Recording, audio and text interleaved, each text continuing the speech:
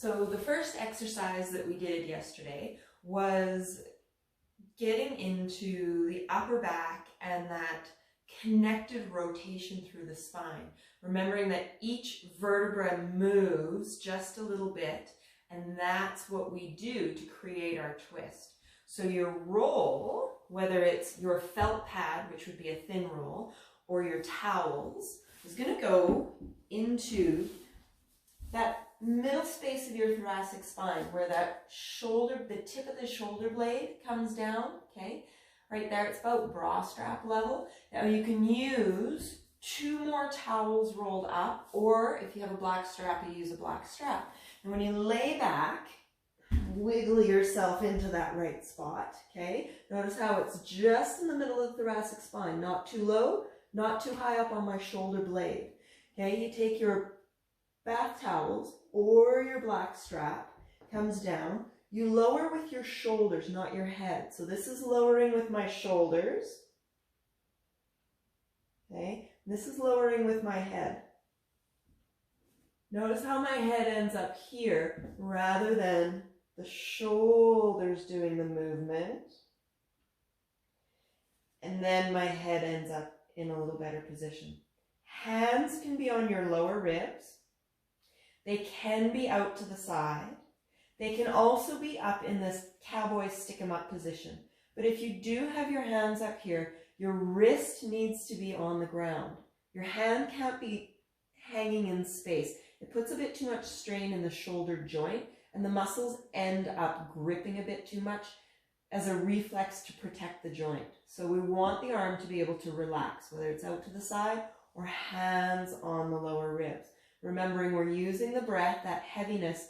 Play with the edge of your breath, because the deeper your breath is, because this roll is in your thoracic area where your lungs are in your rib cage, there's going to be a strong edge, okay? We don't need a super deep breath. We want to play the edges, not force anything. So hang out here, play with the exhale, play with your inhale. You may notice that movement down through into the pelvis. You may notice the length through your neck. Play with it, see how it feels. The movement is bringing the feet together, legs together, knees together, which ends up stabilizing the pelvis down so that we can allow for the rotation up the spine. If we have our feet apart and we move our knees side to side, a lot of the rotation ends up from the hip sockets rather than the spine. So feet together, glued together. Remember that little mono ski we buckled our feet into? Okay, the knees move to the right just a little bit for the first one. It's about what, 1 o'clock position. And then the knees will move to the left to about that 11 o'clock position. Okay, notice one side's going to be different than the other. Totally fine. Don't answer. Just notice it.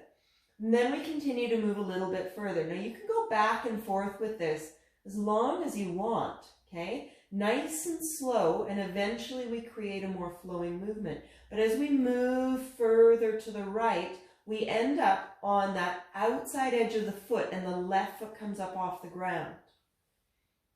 Okay, and then the knees come up and they move over to the left. Noticing how I'm on the outside edge of my left foot, my right foot comes up off the ground. That rotation moves up through my spine.